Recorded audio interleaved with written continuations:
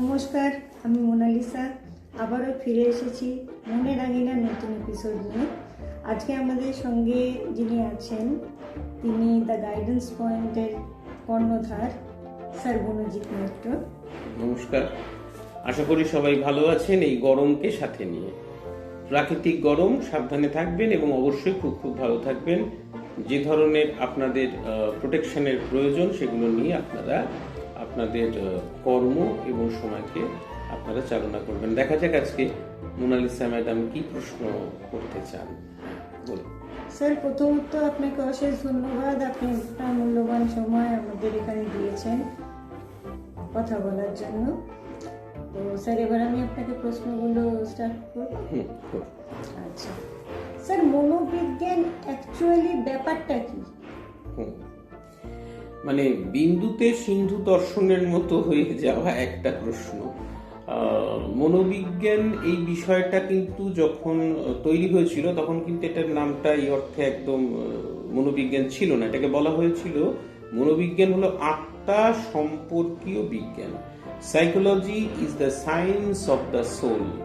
এখন প্রশ্ন হচ্ছে সোল অর্থাৎ আত্মা। আত্মা কি, আত্মা কোথায়, আত্মার বিভিন্ন রকম অবস্থা, এই ব্যাপারগুলো কিন্তু সাধারণভাবে বুঝে ওঠাটা কিন্তু যাচ্ছিল না। সময় একটু এগোলো, তখন সেটা রূপান্তর হয়ে ওটা হলো মনোবিজ্ঞান, হলো মন সম্পর্কীয় বিজ্ঞান, অর্থাৎ psychology is the science of mind. এখন মন কি? মন হচ্ছে অবাং মনুষ্যগোচর। মন কোথায়? মনকে দেখা যায় না, মনকে ছোঁয়া যায় না, এরকম একটা বিষয়। কিন্তু ব্যাপারটা কিন্তু মনোবিজ্ঞান হয়ে গেছে। এরপরে এই যে মন, এই বিষয়টাকে আবার একটু ডাইমেনশন চেঞ্জ করলো, আবার তার একটা রূপান্তর হলো, ওই সেখানে আসলো চেতনা কথাটা। অর্থাৎ মনোবিজ্ঞান হলো চেতনা সম্পর্কীয় বিজ্ঞান। Psychology is the science of consciousness. এবার এই কনসিয়াসনেস ব্যাপারটাই বা কি, এটাও কিন্তু সেইভাবে ঠাউর করা যাচ্ছে না। একটা দর্শনের আঙ্গিক, দার্শনিক বোধের সাথে এর কিন্তু সংযুক্তিকরণ ঘটছে। তারপরে এই যে অংশটা, যেখানে একটা মানসিক অবস্থা, প্রক্রিয়ার বিজ্ঞান, psychology is the science of mental states and process, এবং সেখান থেকে আমরা আরো একটু এগোলাম যখন, তখন আচরণ ব্যাপারটা আসলো। অর্থাৎ মনোবিজ্ঞান হলো আচরণ সম্পর্কীয় বা সম্বন্ধীয় বিজ্ঞান। Psychology is the science of human behavior. Psychology is the science of human behavior. অর্থাৎ মনোবিজ্ঞান হলো জীবনের আচরণ সম্পর্কীয় বিজ্ঞান। অবশ্যই তাকে সাবজেক্টিভ হতে হবে, অবশ্যই তাকে পজিটিভ একটা রূপ নিতে হবে, পজিটিভ সায়েন্স নিতে হবে, এবং এটা কাদের উপর? অবশ্যই লিভিং থিংসের উপর। তাই psychology is the positive science of the behaviour of living things. এবার এর সাথে জড়িয়ে আছে পরিপার্শ্ব, এর সাথে জড়িয়ে আছে পার্শ্বিকতা। তাই পারিপার্শ্বিকতার সঙ্গে কিন্তু তার একটা সম্পর্ক, তার একটা ক্রিয়াকলাপ, এই ব্যাপারটা এসে গেল। এবার এইটা থেকে আবার আমরা একটু প্রিসাইজ যদি করতে চাই, তখন আমরা দেখলাম যে মনোবিজ্ঞান হচ্ছে জীবের আচরণ সম্পর্কীয় এমন একটা বিষয়নিষ্ঠ বিজ্ঞান যে জীবের আচরণের ভিত্তিতে মানসিক প্রক্রিয়ার বিশ্লেষণ, শ্রেণীবিভাগ, গতি, প্রকৃতি, তার নিয়ম, তার কারণ, তার শ্রেণীবিভাগ, তার পরিণাম, এইগুলোকে নির্ণয় করা, ব্যাখ্যা করা, এবং অবশ্যই সেটা কিন্তু একটা মানসিক প্রক্রিয়ার সাথেই তার কিন্তু সম্পর্কযুক্ত তাকে থাকতে হবে বা হতেই হবে। স্যার, মনোবিজ্ঞান কি বিজ্ঞানের ভিতরে চলে? মনোবিজ্ঞান এই যে বিষয়টা, অর্থাৎ যদি আমরা বলি যে নেচার অফ সাইকোলজিটা কি অ্যাজ এ সায়েন্স, আমার মনে হয় আপনি এই প্রশ্নটা আমাকে করতে চাইছেন।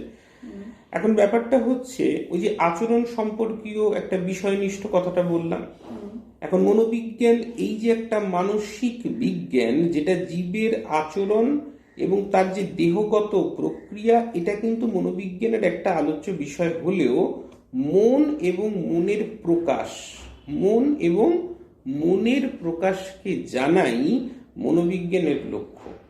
তাহলে বিষয়টা দাঁড়ালো কি, মনোবিজ্ঞান হচ্ছে একটা মানসিক প্রক্রিয়া, এবং মনোবিজ্ঞান অবশ্যই একটা বিষয়নিষ্ঠ বিজ্ঞান, এবং মনোবিজ্ঞানের যে দৃষ্টিভঙ্গি সেটা কিন্তু ইন্ডিভিজুয়াল, অর্থাৎ ব্যক্তি কেন্দ্রিক। এই কথাটা কিন্তু আমাদের একটু মনে রাখতে হবে। আমরা কিছু পরীক্ষণে আসতে পারি, আমরা কিছু নিরীক্ষণে আসতে পারি, এবং সেখানে কিন্তু একটা মনোবিজ্ঞানের একটা অন্তর্দর্শন তার কিন্তু আমাদের এই পদ্ধতির সাহায্য গ্রহণ করতে হয়।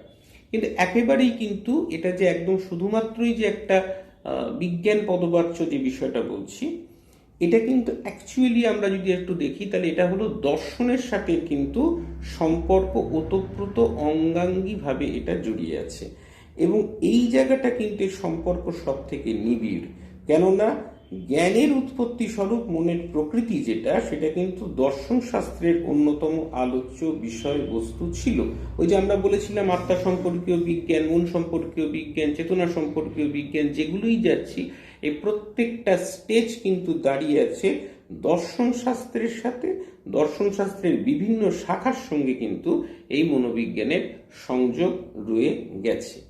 এটাই হচ্ছে বিষয়। এবং তার সঙ্গে সঙ্গে আমরা দেখলাম যে পারিপার্শ্বিকতা, এনভায়রনমেন্ট, এবং অবশ্যই মানুষের সাথে সেই যেটাকে আমরা বলি সমাজ বিজ্ঞান, তার সাথে সম্পর্ক, সমস্ত কিছুকে নিয়ে চলা।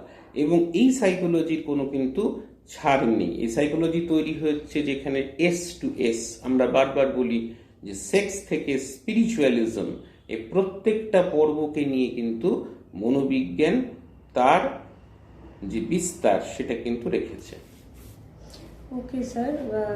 স্যার, প্রবলেম তো সব মানুষের আছে, জীবনের আর একটা নামই হচ্ছে প্রবলেম, কারণ প্রবলেমবিহীন জীবন তো হয় না। হ্যাঁ, প্রবলেমবিহীন জীবনের হয়তো মজাই নেই। হ্যাঁ, তো কোনো মানুষ কিভাবে বুঝবে যে তার কাউন্সিলিংয়ের দরকার আছে? প্রবলেম তো সবার আছে, অবশ্যই, অবশ্যই, কিছু না অবশ্যই। কিছু প্রবলেম সকলের রয়েছে। অবশ্যই। এবার যারা কাউন্সিলিং করাতে আসবে, সেই কাউন্সিলিরা কি করে বুঝবেন যে তাদের কাউন্সিলিংয়ের দরকার আছে? খুব ভালো প্রশ্ন, খুব ভালো প্রশ্ন। প্রত্যেকটা ব্যক্তি অর্থাৎ প্রত্যেকটা যে ইন্ডিভিজুয়াল, তারাই কিন্তু তার নিজের সব থেকে ভালো হচ্ছে কাউন্সিলর।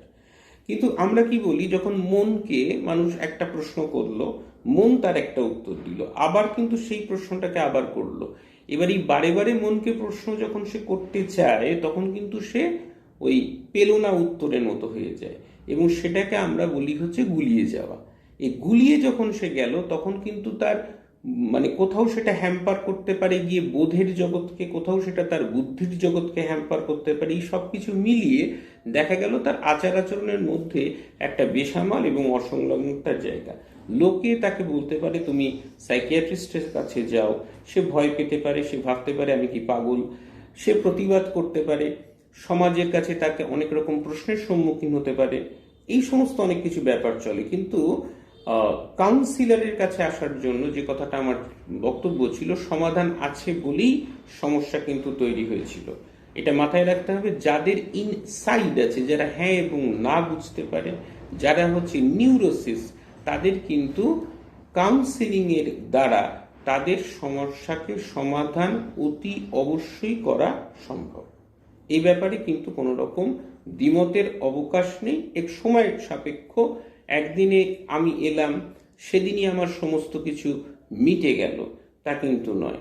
কিরকম, একজন এসে বলছে যে এই দিন যেদিন ও এই জিনিসটা হলো, ওই কি একটা খেয়ে নিয়েছিল, সেই দিন থেকে ওর মধ্যে আচরণ এরকম করছে, ব্যাপারটা তা নয়। তার সমস্যা দিনটা ছিল তার প্রেসিপিটেটিং ফ্যাক্টরের একটা জায়গা, সেটা কিন্তু আরো আগে ছিল।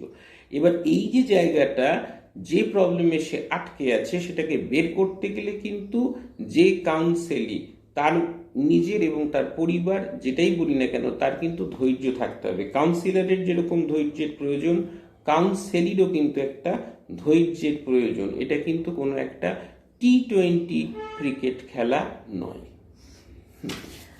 স্যার, আর একটা প্রশ্ন আপনাকে করছি, যদি কোনো কাউন্সিলি আপনাদের কাছে আসে তার প্রবলেম সমাধানের জন্য, কিন্তু সে যদি তার এক্স্যাক্টলি প্রবলেমটা কি সেটা যদি সে না বোঝায়, অথবা যদি অর্ধসত্য বোঝায়, সম্পূর্ণ প্রবলেমটা যদি না বলে তার, তাহলে একজন কাউন্সিলর কি করে তাকে কাউন্সেলিং করবে? বা খুব সুন্দর প্রশ্ন, একদম মানে একদম খুব হার্ডকোর কোশ্চেন। এটা একটা প্রশ্ন হচ্ছে, কেউ আছে যারা এসে মানে সমস্ত কিছুই বলতে থাকে, এক গাদা কথা তারা বলতে থাকে, ডেসক্রিপশনে যেন সে বোঝাখানিক কথাকে নিয়ে এসছে, কেউ থাকতে পারে যে সে কিছুই বলছে না। এবার আপনার সমস্যা বলুন বললেই যে সমস্যা বলবে তা কিন্তু নয়। আমাদের প্রথমত যে জিনিসটাকে বুঝতে হবে, যে মানুষটি আসছে তার আচার আচরণ, সেখানে তার মেমোরি, সেখানে তার সাউন্ড, সেখানে তার স্পিচিং অবজেক্ট, সেখানে তার ভয়েস মডুলেশন, এবং এইগুলোর অনেকগুলো দিক আছে। এই দিকগুলোকে যখন আমরা দেখি তখন কিন্তু পাশাপাশি তাকে বিভিন্ন রকম, আমরা যেমন একটা কথা ছোট্ট করে আমি বলতে চাই যে কবিগুরু একটা জায়গায় বলেছিলেন যে আমরা যখন লিখছি তখন কিন্তু সেই লেখার থেকেও যেটা আমরা আঁকিবুকি কাটি, সেই আঁকিবুকি কাটাটাই কিন্তু হচ্ছে আমাদের মনের একটা গ্রাফ। যেমন আমি একটা ছোট কথা দুটো একটু প্রথমে একটু শাস্ত্রীয় জায়গা দিয়ে বোঝাচ্ছি। একটা ত্রিভুজ আমি আঁকলাম, সেই ত্রিভুজের একটা অংশকে আমরা বলছি থটস, একটাকে আমরা বলছি ফিলিং, একটাকে আমরা বলছি অ্যাকশন। এবার এই থট, ফিলিং এবং অ্যাকশন, এই তিনটের মধ্যে যদি দেখা যায় যে গোলযোগ তৈরি হলো, যেমন একটা গার্ডার, সেই গার্ডারটাকে আপনি টানছেন, টানতে গিয়ে দেখলেন যে সেই গার্ডারটা ছিঁড়ে গেল। এই ছিঁড়ে যাওয়া মানেটা কি হলো, মনের যে স্থিতিস্থাপকত্ব আমরা যদি এইভাবে চিন্তা করি তাহলে কিন্তু সেটা কেটে গেছে। এবার এই যে থট, ফিলিং এবং অ্যাকশন যদি তিনটেই কারোর চলে যায় তাহলে কিন্তু সে চলে গেছে হচ্ছে সাইকোসিসে, তাহলে কিন্তু তার কাউন্সিলিং হবে না। হ্যাঁ, ডেফিনেটলি সেখানে মেডিসিন চলবে, সেই মেডিসিন দেবেন সাইকিয়াট্রিস্ট, তার পাশাপাশি কিন্তু তাকে প্যারালালি কাউন্সিলিং এর জন্য আসতে হবে। অবশ্যই সেখানে চিকিৎসকরা রেফার করেন, এবং মানুষ যদি শুধুমাত্র মানে মেডিসিন যেরকম নিতে হচ্ছে, মেডিসিনের পাশাপাশি তার কিন্তু কাউন্সিলিং এর পার্টটা এসে যাচ্ছে। এবার আমি যেটাকে বলতে চাইছি সেটা যে, এবার এইটাকে আর একটু সহজভাবে বলছি। দেখা যাচ্ছে একটা আমি লাইন টানলাম, লাইন টানার পর কারোর একটা এরকম এরকম কার্ভ তৈরি হয়ে যাচ্ছে, মনের যে অবস্থা, যে কথাগুলো বলছে সেগুলো বারে বারেই কিন্তু ওঠানামা করছে। অর্থাৎ নিউরো ট্রান্সমিটার যদি আমি যাই তাহলে এরকম ভাবে বারে বারে বারে বারে সেটা কিন্তু ওঠানামা করছে। এবার এইটা তো একটা ঠিকভাবে নেই। এবার এটাকেও যদি একটা খানিকটাকে আমরা শেপে নিয়ে আসতে পারি তখন কিন্তু তার বলার যে জায়গাটা সেটা কিন্তু একটা প্ল্যাটফর্ম তৈরি হয়ে যায়। এইখানে কিন্তু কাউন্সিলরকেও একটু কথা তার সাথে বলতে হয়, কারণ এই ব্লকটা তার কাটাবার পর সেটা কিন্তু এসে যায়। এবং অনেক জায়গা আছে যেগুলোকে আমরা বলি যে অনেকগুলো পরীক্ষার ব্যাপার আছে, বিটি আছে, সিবিটি আছে, প্রচুর ধরনের দিক আছে, সেগুলো কিন্তু সাইকোলজিস্টদের কাজ। তাদেরকে সেখানে সেই অংশে তাকে আমরা প্রস্তাবনা করি, সেই থেরাপির দিকে তাকে যেতে হয়। পাশাপাশি আবার আমরা একটা জিনিসে খুব সুফল পাই, সেটা হচ্ছে মিউজিক থেরাপি।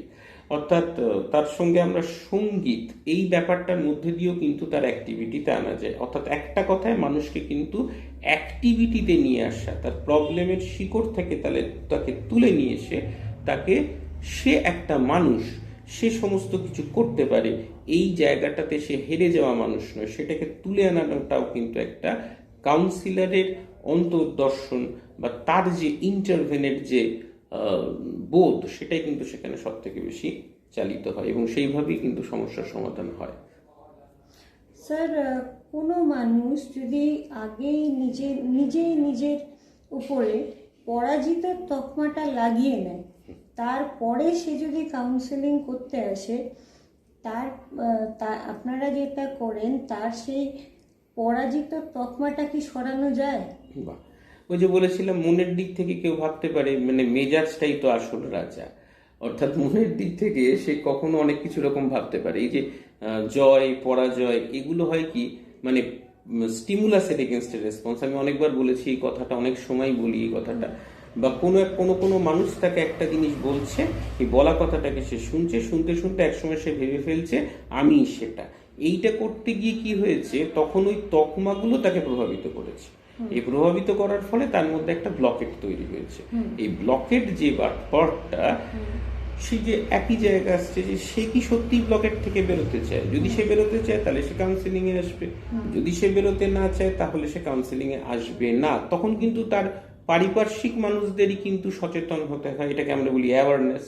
সে অ্যাওয়ারনেসের মাধ্যমে তাকে যদি আনা যায়, যারা প্রশিক্ষিত কাউন্সিলর আছেন তাদের কাছে আনা যায়, তাহলে কিন্তু ওই সেই ইন্ডিভিজুয়ালের ভেতরে যে আত্মবোধের আমি আছে তার কিন্তু জাগরণ ঘটবেই, এবং সে কিন্তু তার জীবন নাট্যে গতি প্রকৃতিকে সঞ্চার করে সে আবার ফিনিক্স পাখির মতো নিজেকে মেলে ধরে সে জয়লাভ করবে। তার মানে স্যার আপনি বলছেন যদি কাউন্সিলর আর কাউন্সিলি একে অপরকে সাহায্য করে প্রবলেম সলভ করার জন্য, তাহলে কমপ্লিটলি কাটানো সম্ভব? অবশ্যই সম্ভব, কারণ এটা তো একটা ট্রান্সফার মেথড। এই ট্রান্সপারেন্সি যখনই থাকছে তখনই কিন্তু আমি বারবার বলছি এই সমস্যার সমাধান সম্ভব। অনেক মানুষই আছে তারা কাউন্সিলিং করতে পারে, কিন্তু অবশ্যই আপনারা প্রশিক্ষিত এবং প্রফেশনাল কাউন্সিলরদের কাছে যাবেন।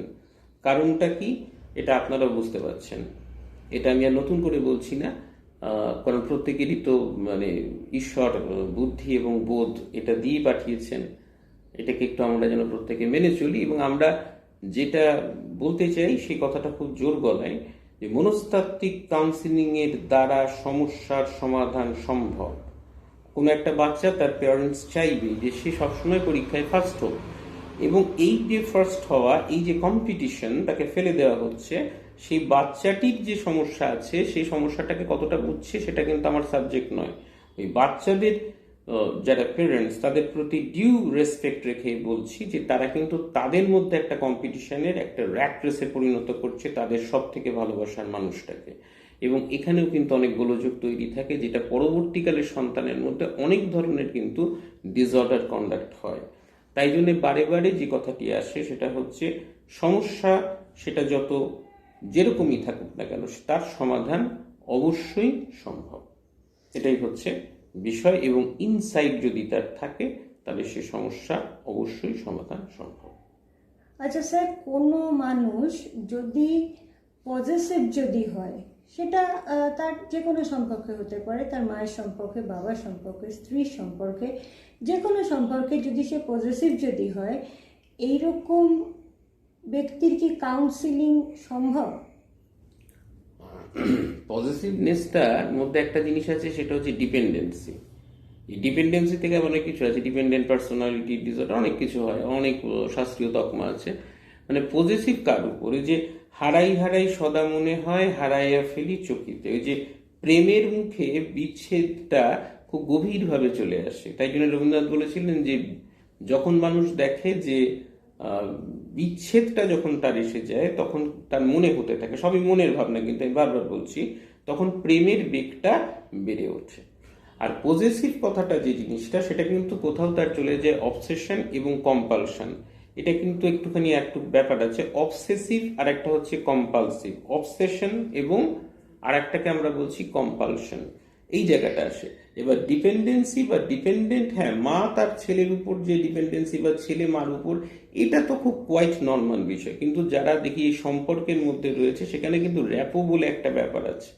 তো যে কোনো অবসেশন যদি হয় সেটা ব্যক্তির ক্ষেত্রে হতে পারে, সেটা কোনো কোনো ক্ষেত্রে কোনো বস্তুর উপর হতে পারে, এবং এটা খুব একটা বড় একটা চ্যাপ্টার। কেমন দেখো, একটা বাচ্চা যখন একটা ফুটবল বা বল তাকে গার্জেন হাতে ধরিয়ে দেয়, সেটা দিয়ে সে গার্জেন তার নিজের কাজে ব্যস্ত থাকছে, বাচ্চা ওই বলটা নিয়ে বসে আছে। একটা সময় সে বলটাকেই ভাবে পৃথিবী, এবং সেটা তার হয়ে যায় আউটসেলফ, এবং সেই জায়গাতে সে হয়ে যায় সমগ্ন। সমগ্ন কথাটা কিন্তু একটা অটিজম বলে ব্যাপার আছে। এগুলো ডিপে ঢুকতে গেলে প্রচুর ডিপে ঢোকা যায়, কিন্তু একদম বেসিক জায়গায় বলছি, কোনো ক্ষেত্রে কোনো কিছুর অতিরিক্ত এই বিষয়টা ভালো নয়। যদি আমরা মাত্রাকে রেখে এগোতে পারি তাহলে যে কোনো সম্পর্কই কিন্তু সুস্থ স্বাভাবিক রাখা সম্ভব। আর কেউ কারোর ক্ষেত্রে যদি আমরা ওই জিনিসটা বলি পজেসিভ, অধিকার বোধ, এই জিনিসগুলো চলে আসে, তাহলে সেগুলো অবশ্যই কিন্তু মানসিক একটা সমস্যা, এবং এর কিন্তু অবশ্যই তাকে মনস্তাত্ত্বিক কাউন্সিলিং এবং সেরকম যদি মাত্রা থাকে তাকে সাইকিয়াট্রিস্টের কাছে আসতেই হবে। তার মানে স্যার আপনি বলতে চাইছেন পজেসিভনেসটা হচ্ছে একটা মনের অসুখ, তাই তো? একটা মানসিক একটা, যেটাকে ডিসঅর্ডার, মেন্টাল একটা ডিসঅর্ডার। মানসিক অসুখ ঠিক আমি বলতে পারবো না, কারণ এটার কথা হচ্ছে মনের আবার অসুখ, তো এটা অনেক কিছু কন্ট্রোভার্সি আছে। এটা এক ধরনের আবার একটা বিকারও বলতে পারেন আপনি। এটাকে একদম সহজ কথা, একটা কিন্তু একটা আস্তে আস্তে এটা একটা মেন্টাল ডিসঅর্ডারে চলে যায় এবং খুব সাংঘাতিক অবস্থা এটা হয়ে যায়। সেই জন্য আমরা এইটাকে এটা একটা টার্মিনোলজিক্যাল আসপেক্ট রয়েছে।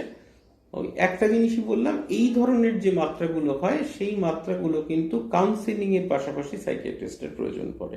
এবার যদি দেখা যায় যে হ্যাঁ, কাউন্সিলিং এর মাধ্যমে তার বোধের জগতে তাকে যখন বা যেখানে আমরা দেখছি যে ঝাড়াই বাছাই পর্বগুলো চলে সমস্যার, তখন কিন্তু সেইখান থেকে তাকে যদি সে বুঝতে পেরে যায়, একবার যদি সে ঠিক জিনিসটাকে বুঝতে পারে, এবিল টু আইডেন্টিফাই করতে পারে, তাহলে কিন্তু অবশ্যই সে সমস্যার সমাধান হবে। কারণ আরেকটা সব থেকে বড় কথা, আপনি ধরুন কাউকে খুব ভালো কাউন্সিলিং করলেন, আবার কিন্তু সে চলে গেল সেই জায়গাতে। যখন আপনি গেল, এবার আপনি তাকে যে ধরনের জিনিসটাকে ইনডাইরেক্ট ওয়েতে বললেন, কোনো জায়গায় তাকে গাইডেন্সের মাধ্যমে বললেন, সেইটাকে কিন্তু তাকে আবার একটা অটো সাজেশন নিতে হয় যে আমি আজ থেকে আর এটা করব না। এই ব্যাপারটা কিন্তু তাকে ভেতরে ফিল করানো হয়েছে, এবার তাকেও কিন্তু এটাকে বিশ্বাস করে ফিল করতে হবে। এইটা যখন সে ভেতরে নিয়ে নিচ্ছে, তখন কিন্তু বাইরের যাই কিছু ঝড় আসুক না কেন, যাই তাকে যে কোনো কিছুতে তোলপাড় করুক না কেন, সেটা কিন্তু তাকে প্রভাব ফেলতে পারে না। এটাই হচ্ছে সব থেকে বড় কথা।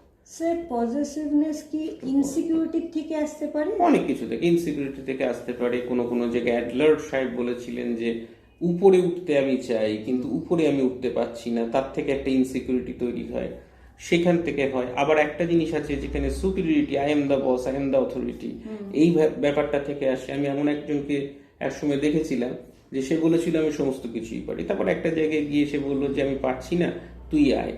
মানে এই যে বলাটা, সেখানে তাকে ডেকে নিয়ে গিয়ে বলছে আমাদের এখানে না তোদের এই মেশিনটাই খারাপ আছে, এই মেশিনটা আমাদের হাওড়াতে আছে, সেখানে কিন্তু কাজটা ভালো করে। মানে সেই জায়গাতে কাজ হয়ে যাওয়ার পর তার কিন্তু মনে হচ্ছিল যে আমি কিন্তু কিছুতেই হারকে স্বীকার করতেছি না। হার জিতের প্রশ্ন না, প্রশ্ন হচ্ছে নিরাপত্তাহীনতা বা যে জিনিসগুলো তৈরি হয়, এগুলো হচ্ছে মনের বোধের জগতের গন্ডগোল। বারবার যে প্রশ্নটা আসে, 15 বছর পর থেকে মানুষের যে এক্সপিরিয়েন্স লিড হতে থাকে না, তাতে কিন্তু মানুষের অনেক রকম বোধের মধ্যে অনেক কিছু আসে।